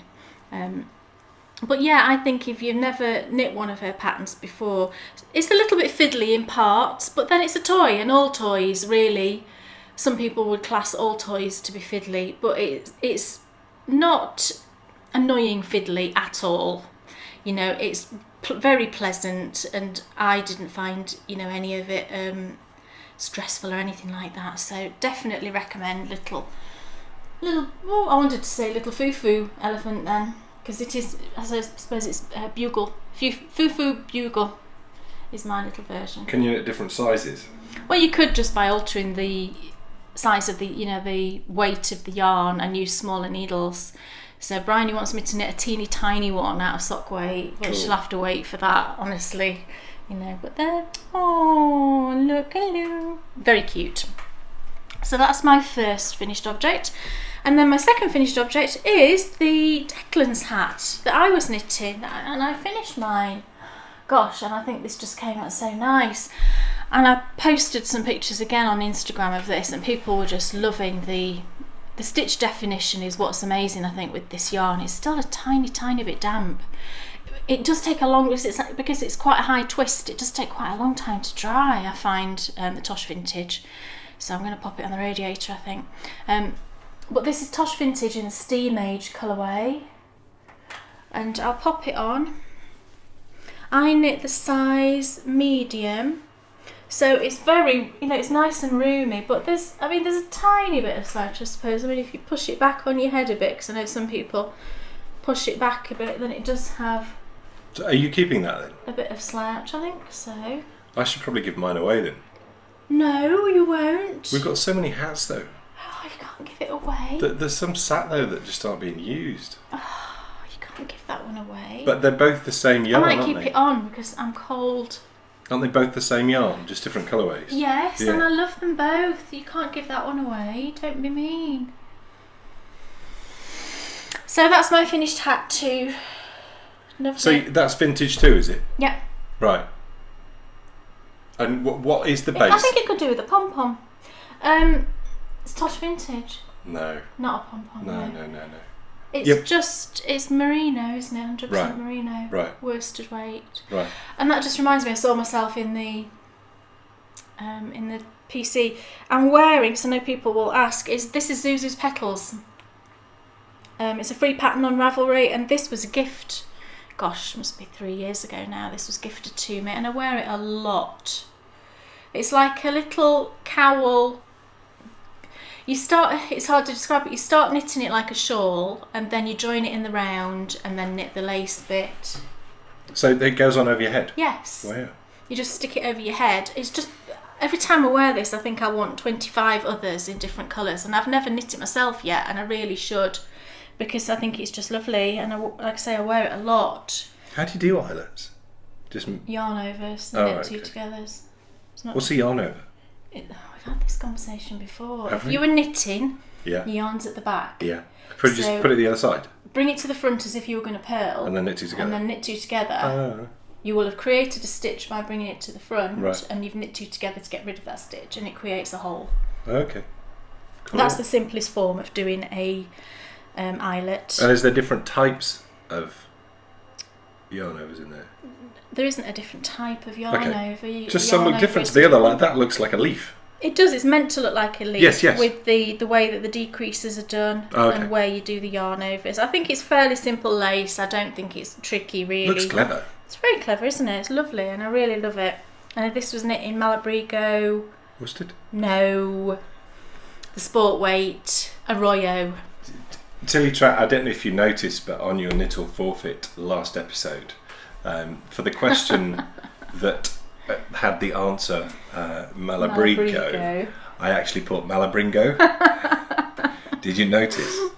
She won't. I bet she's not noticed. Tilly, you need to call it that. Isn't he mean, Tilly, to you? I'm not being mean. You are. No, I'm not. That's cool. Should be renamed, I think, Malabringo, Tilly. Bring out your own yarn Yeah. and call it Malabringo. Yes. Didn't she do well? And of course, next episode we'll be finding out how you do. I know, and I haven't got high hopes that I'm going to beat her at all. Oh, stop it. I haven't. Well, I'll have to get 10 out of 10. Or 9 out of 10. Or 9 out of 10 with less Yeah. safety lines. Or Safety 9 lines? or 9 Lifelines. Or 9 out of 10 with the same, and then it's a draw. Right. And that was 2 that she used. So if we draw, do we just both do our forfeits? Yeah, like me and Nathan. Right. Nathan and I are both doing our forfeits. So, when you draw, you both We have will to both do your do forfeit. them. Yes. Right. And your forfeit was, just remind me? I've got to spin. Cool. I have to spin enough, and I've never spun. I've got to spin enough yarn on a drop spindle. I've got a drop spindle on a drop spindle to then knit like either a little heart or a little egg cup cozy or just something tiny. You have to spin enough yarn to use it as waste yarn. Well, I think I could probably manage that. So, fingers crossed that I have, like I say, we have got a spindle and some fluff, some fibre. So I've got no excuses really. None at all. No. And what was Tilly's forfeit again? She's got to knit a pair of socks for Mr. Trout. I bet Mr. Trout's thrilled about this. I bet he's thrilled, but she hates knitting man socks. Let's find out what's on your TV. Oh. What is on your TV? What have we been watching? Yes. We've just finished watching Touch. Yes. Did we talk about that before? Well, we're part way through watching it before. Okay, we finished the first series. Yes. And what should we say about it?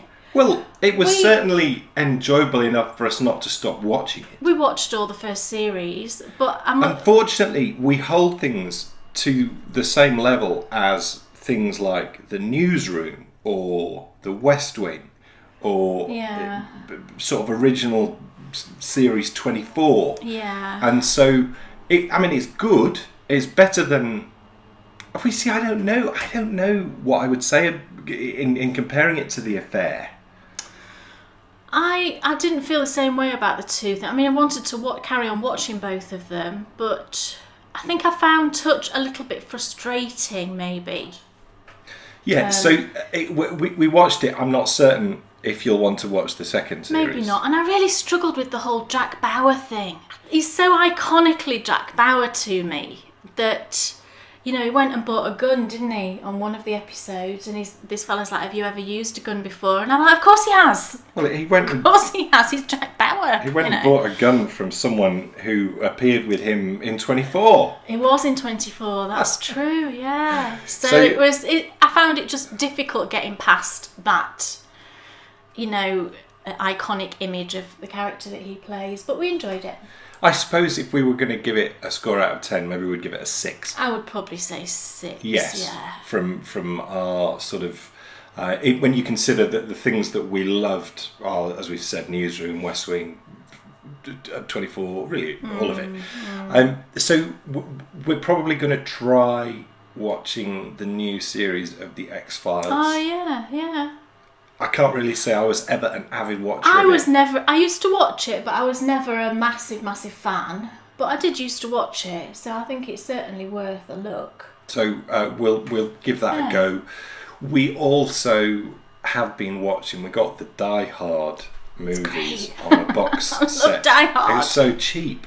It's just stupid. I think it was £7 for the first 4 films. So we got those, and we're partway through watching the first one, which is just amazing because people are sending faxes, and it's just amazing how fast it's set in the things 80s. Was it late 80s? have changed. Yeah. And it feels very dated to watch it, in terms of technology and things. But just so the language that's used as well, you wouldn't see in films these days. I don't think. No, things have changed, and I don't know. Sometimes I don't know if. But then I wonder if films like Taken are a throwback to those types of films. That's true, actually. And maybe that's the reason why they've been so successful. But the other thing that we're recorded to watch, and it'll be very much a British thing, I think, this is that Royal Navy school. Oh, yeah. Which looks That looked quite good. interesting. It's like a documentary on cadets, I suppose you would call them, that go through the Royal Navy School. I wanted to ask, though, It looks quite interesting. people talk about The Wire a lot. Did anyone watch The Wire, and what's it like? Did we watch any No. of it? Oh, right. I've never seen any of it. That's because fine, then. people talk about it Because I've as... forgotten if we had. People talk about it as if it's like this huge iconic thing. Right. That, in a similar vein to The Sopranos. And I'd be interested to know in what your opinion is of The Wire. I'd worry that it would just be a bit too real and gritty, and we wouldn't particularly enjoy it. Right. The same actor who's in The Affair is in The Wire. Right. So, and there's other people obviously in it as well who I think have gone on and done, you know, quite big and cool things.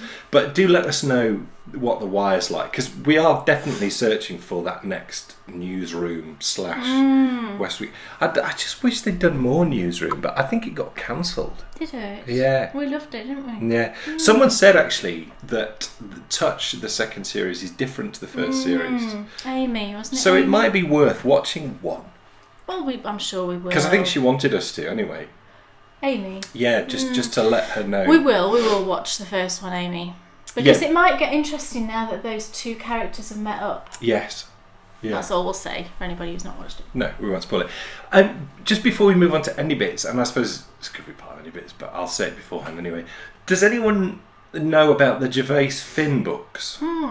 It's about a school teacher in Yorkshire, and they're very funny, and they're very similar to sort of All Creatures Great and Small in the way that they're written. And just for anyone who perhaps hasn't read them and maybe did read and enjoy All Creatures Great and Small, or if you would like to read a book that was written later than All Creatures Great and Small and set later, I think it's set in the 80s, 70s and 80s, they're great books. I've read a couple of them. I think he's done a few now. But they're really, really good. There's Gervais, Finn. I'll link them in the show notes, or I'll maybe link to him in the show notes so you can see all the books he's written. But I'm sure that you would enjoy those because they're all sort of Dalesy And type. I've never read any, so I should give it a go as well. Yes. Yeah. Yeah. We'll be reading though in the Bakery Bears book club. Yes. Which will pick up in the next pop show. I'm pretty certain I've started the James Harriet biography. Well, I will have, because I'm always to the point of giving up with this book I am reading. You'll be reading All Creatures Great and Small. Yes. Yes. Cool. So it's the Any Bits now. Any Bits, yay! We'll just show, first of all, before we do the prize giveaways, we'll just show the yarn that we got that we mentioned before. I'm just going to grab my basket of goodies. This is the other yarn that we got gifted by the same lady. Very colourful yarnings. And Look at that. It's Boba Fett. It's the most amazing yarn ever. Yay. And I posted some pictures of this next to Slave 1. And it just looks, it's outstanding yarn. I can't wait to have some gloves in this. Yeah, and it was going to be socks, wasn't it? But then you said, oh, could you knit me gloves in it? And I said, well, I could, but it will be a bit random. You know, when you do the fingers, you'll get big chunks. I don't want to put yarn like that in shoes. No, big chunks of colours on the fingers and things. But that might be fun, you know, and why not knit gloves with it? So that at some point, that's going to be gloves for Dan, but it's lovely. Lovely colours, look. Really super duper. So thank you again for those yarns. So excited about that yarn. Yes. If you check back on my Instagram feed, you'll see how excited I was. And I'll be even more excited when they're knit up. Yes. So what else is going on? The first thing we will do is we will tell you who won the fondant fibre giveaway, or competition I suppose it was really. This is what the winner is going to win. 2 bags and the beautiful Laura's frock yarn from the wonderful Deb at Fondant Fibre. And the way we ran this was we asked people to knit something out of Deb's yarn and then post a picture of it in the FO thread somewhere, you know, out and about-ish, or favourite place to knit-ish, or however you wanted to really. And then Bryony would choose the winner. She would choose her favourite picture. So, like we said before, she really struggled to choose the winner, and I really had to pin her down. She chose the picture because of 2 things. One was the actual item that had been knitted, but also the location and the connection with the location to something that we really love, that we all really love. So the winner of this beautiful prize is the lovely Darina in Ireland. Check out the picture. How amazing is that? Darina, I hope I've said your name right. I always have to think when I say your name, but I think that's right. Now, Darina knit some little cute little bunnies, you know, the bunnies by Susan B. Anderson, and she took them to Lismore Castle, which I think is quite close to where she lives, but even so, you know, she took them to the castle and she posted, you'll see the picture. There were several actually. If you look in the FO thread, if you want to look at the other ones. On Ravelry, you can see all of the other pictures. And Bryony was like, oh, and when I told her what the castle was, that it was owned by the Duke of Devonshire, and I think actually his son lives there, doesn't he? Yeah. His son actually lives there. She was like, oh, I've got to choose that one, Mummy, and the bunnies are so cute. So Darina Bryony chose your picture, but the other ones she loved. You know, Tilly posted very cute pictures, Sarah did as well, and then there was another one with some beautiful socks. Absolutely fantastic. So thank you everybody that went to the effort of entering that. And Darina, I think I've got your address from Etsy, but would you mind just PMing me on Ravelry, just in case you've moved or anything like that, and just give me your address again, and then I will get those off in the mail to you. So Yay. well done. Yes. Yippee, how fun. So that was that one. What's next? And then I will grab these prizes from behind. Now, this is Cozy Toesies knit along, which was absolutely phenomenal. So we had 588 entries. Oh my goodness. My goodness. I mean, the last entry was 589, but mine was the first entry. So 588 entries. I think that's just absolutely, it's the most we've ever had, I think, I'm sure, by miles. Socks are clearly popular. But socks are clearly popular, yes. So thank you to everybody that entered that. And I think, you know, people loved it because you could enter, you know, you could use whips. So you could finish off a pair of socks and get them in there. And I think people loved that. What you haven't told people is that 350 of those entries were from Fairy Little and from me and Philip. Oh, yeah, how funny. Congratulations to both of you for drawing on your amazing sock knit How along. you managed to draw, but that's the fair result, I think, isn't it? Absolutely. Amazing competition. They both knit 35 pairs of socks each in a month. I mean, Did get quite heated at one point. Because they were both like very on exciting. each other, on each other's back the whole time, and amazing. I don't know how you did it, either of you, Mina, amazing, Marsha. I don't know how you did it. So well done to both of you. So a fair result. A fair result, I'd say, yes. So right, we've got two prizes for our Cozy Toesies knit along. I'll do this prize first. The first one is this lovely bag that Emma sent to us from Eldenwood Craft.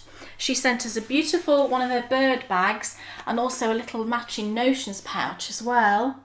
Isn't it beautiful, with blue tits and robins and goldfinches and green finches, and just fantastic bag, and I use mine all the time. It's a really beautifully made bag. So we've got the bag and the notions pouch from lovely Emma. So the winner for this one, the number, and I previously drew it, but I took a picture so I can show you. So random number drew number 549. You can see that. So you're all quickly looking through, aren't you? I can tell you that number 549 was Mary from Iowa, and she is Silver Luna. Yay. Is her Ravelry name. So well done, Mary. Well that done, bag Mary. is yours. Wow. So Mary, if you will PM me on Ravelry your address, I will get that sent out to you. Yay. The second winner wins the 3 skeins of West Yorkshire Spinners, the bird yarns, the new bird coloured yarn. So there's 3 skeins and you win all 3 skeins. The winner for that was number 292. I'll just hold it up so you can see it. Number 292. And that is lovely Tracy. It's Tracy Darby. Amazing. Amazing. It's Tracy from Essex. Tracy 2408. She is on Ravelry. So Tracy, well done. You win the bird yarn. So again, would you mind PMing me on Ravelry and just give me your address, and I will get the bird yarn sent out to you.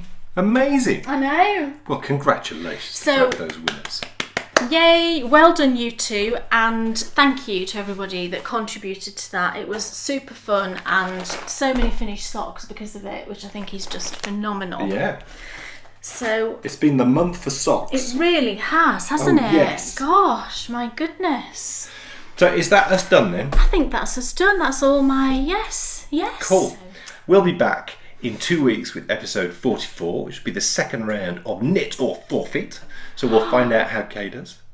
Well, that's my age as well. Does that mean I'm destined to win? Oh.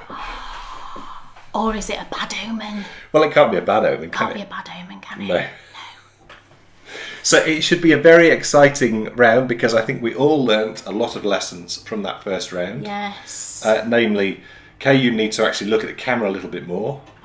And Tilly, if you could give Kay a little bit more space to sit in, that would be absolutely phenomenal. I know.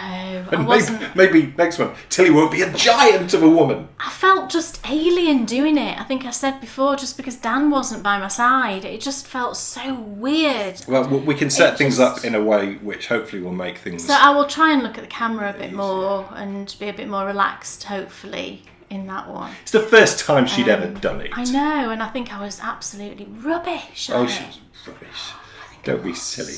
So that will be really cool. And then obviously the episode after that, we're in Thirsk. We're exploring Thirsk. And the episode after that, I'm particularly worried about the next round of Knit or Forfeit, which is when I play the wonderful medieval listing from the Stitching Between Pages podcast. Robin, I think you're going to whoop his behind. Yeah, it's just going to be an honour. It's going to be an honour to talk to someone She's doing a PhD in medieval history, for heaven's sake. I think she's going to walk the floor, or wipe the floor even. Ugh. Walk the floor? Where did I get that? Wipe the floor with him. Well, it will just be an honour to be able to talk to someone who knows substantially more than I do. And she's about super history. lovely as well. If you don't watch Robin's podcast, you should. It's definitely Yes. worth a watch. Yes. So, thank you so much for watching. Patrons, we will see you on Tuesday for the first Stitch in Time tutorial. Yes, that'd be fun. We have lots of fun in store for Yes. everyone making their Stitch in Time blankets. I do seem to want to knit a lot of squares just lately, so that'll be fun for me, that I can justify knitting all those squares. Yeah.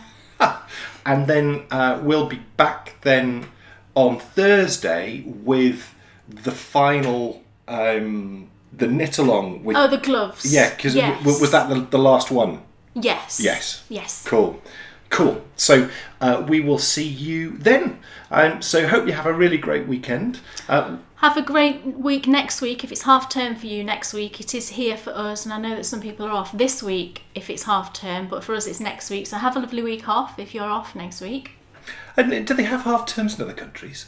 I believe so. I think the terms in like America are very different though, aren't they, to But here? what about other countries? Well, I'm presuming you do. What about people in Germany? Nicole, tell us. Do you have terms like that in Germany? Yeah, With with half terms and. Who else has got And how children long's your that summer? I can think of? Yeah, I mean, I think our summer holiday is about 7 weeks, between 6 and 7 weeks. We know that this year Easter is extremely early. Easter's very but that's- early. So we'll see you in 2 weeks Yep. for episode 44 with the return of Tilly Trout, or the return of the Snowth. Oh yeah, the return of the snow. So yeah, have a great couple of weeks and we'll see you then. Bye.